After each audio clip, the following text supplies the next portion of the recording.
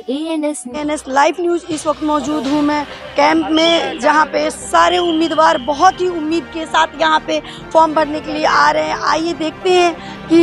आजचा दिवस आमच्यासाठी खूप महत्त्वाचा आहे आणि जे भारतीय जनता पार्टीने जे आमच्यावर विश्वास दाखवला, खास करून मोदी साहेब, आमचे मुंबई अध्यक्ष साटम साहेब, रवींद्र चव्हाण साहेब आणि आमचे देवाभाऊ यांनी जो आमच्यावर विश्वास दाखवलेला आहे तो विश्वास नक्कीच आम्ही सार्थ करणार आणि हा 155चा जो गड आहे तो आम्ही भाजपामय करू आणि निश्चितपणे त्या गडाला आम्ही कमळ फुलवल्याशिवाय राहणार नाही,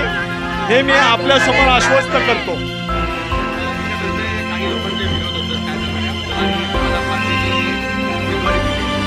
विरोध साहजिकच आहे,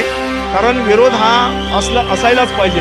कारण आपण जसं डाळीमध्ये मीठ टाकतो ते असलंच पाहिजे, त्याशिवाय डाळीला चव लागत नाही। आता जो विरोध आहे तो त्यांचा स्वाभाविक आहे, मी त्यांचा आदर करतो,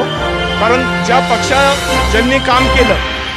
त्यांचा विरोध असणं स्वाभाविक आहे आणि त्यांचा बिलकुल अनादर न करता त्यांचा सन्मान करतो मी, की पक्षाचा आदेश मानून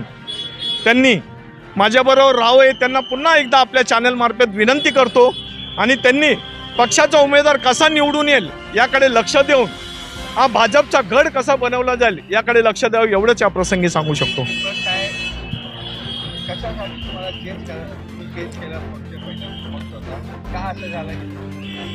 खरं म्हणजे आता जे वारं व्हायला लागलेलं आहे अख्ख्या भारतामध्ये, जो विकासाचं वारं आहे त्या विकासाकडे बघता पूर्ण भारताचं, महाराष्ट्राचं आणि खास करून मुंबई आम्हाला चांगली शाबूत ठेवायची आणि मुंबईमध्ये जो विकास करून दाखवायचा आहे ते भाजपाशिवाय कोणी करू शकत नाही, याची खात्री पटलेली आहे। आणि शेवटी कितीही झालं तर विकास म्हणलं तर सत्तेशिवाय विकास होत नाही आणि आमचा विकास